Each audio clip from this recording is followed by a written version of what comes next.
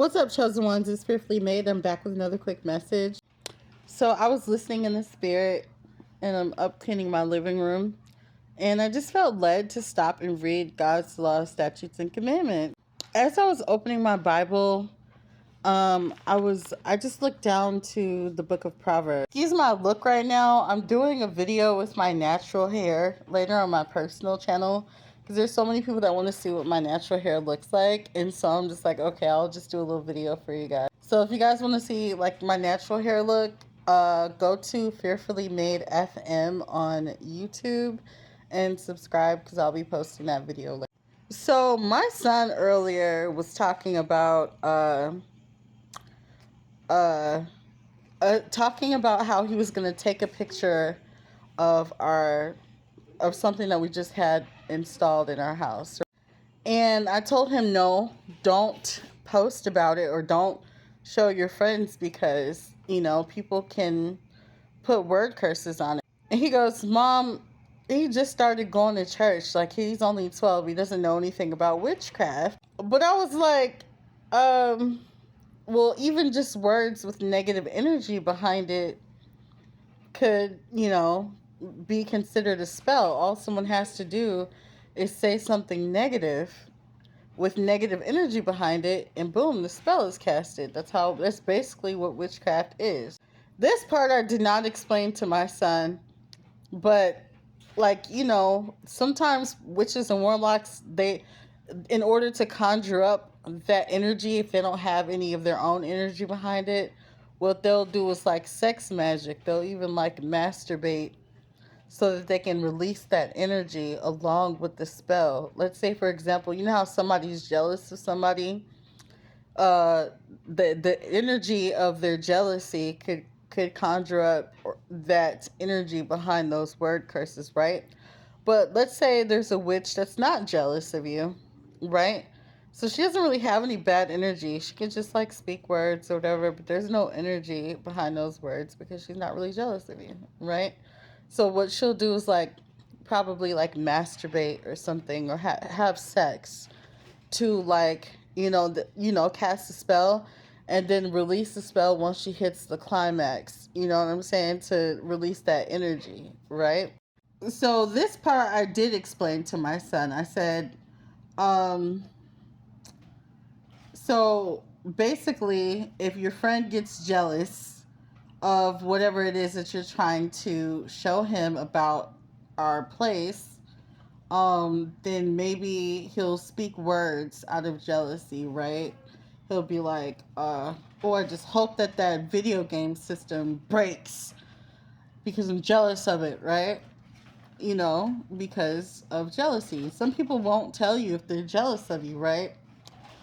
So I was trying to explain that to my kid, but he ended up texting him a photo of it anyway. So I ended up covering it in the name of Jesus. I was like, because what he's sending him a picture of is something that's mine too, and I'm just like, okay.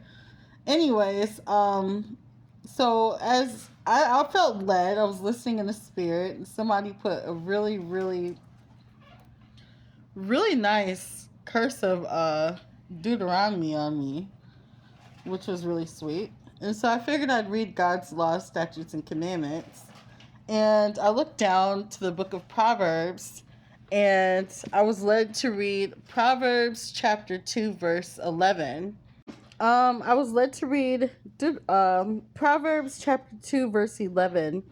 And it says, "Discretion shall preserve thee, and understanding shall keep thee, to deliver thee from the way of the evil man, from the man that speaketh froward things, who leave the paths of uprightness, to walk in the ways of darkness, who rejoice to do evil and delight in the frowardness of the wicked, whose ways are crooked, and they froward in their paths, to deliver thee from the strange woman, even from the stranger which flattereth with her words." So this can be like a message and a Bible study for some people. I really just wanted to turn it into a quick Bible study for you guys because it was like a confirmation of what I was talking about with my son earlier. As I was on my way to read Deuteronomy, I figured I'd share that for somebody how it's really, really important to um, move in silence, okay? Because there's so many people that just can't stand to see you have nice things.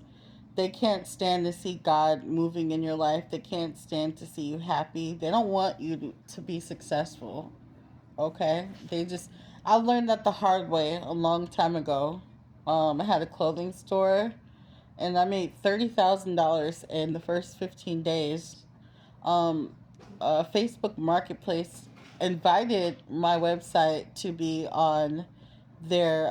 I forgot the word that it was that was used, but they invited me to and basically use my website to test out the marketplace right before they launched on Facebook. And I ended up making 30,000 sales in my first 15 days. Um, and so I totally forgot the word. I'm sorry. I'm so sorry about it. But anyways, um I ended up making a lot of sales and posting about it on social media, and I totally forgot that I had some friends who were jealous of me, and in my mind I figured they'd be supportive. Long story short, one of the girls that, you know, who I shared that in front of still does witchcraft on me till this day to steal my energy for everything. Like she'll steal the energy of my business ideas, steal the energy of my energy. She wants my energy so that she can mimic me in the spirit. You know what I'm saying? So it's just not a good idea to share personal things about yourself, right? So, moving forward, I figured I would just move in silence and just do what I do and without an applause. It's always, if you want an applause or you want somebody to tell you well done, look to God for that. You don't need to share your every move on social media. You don't need to share what you got going on in your personal life or your blessings or your breakthroughs with anybody but God because people are not happy for you. Anyways, I'm going to sit here and read Deuteronomy so I can prepare myself and probably get a good commandment video out for you guys later. I love you guys so much. I'll talk to you soon. Y'all will in peace.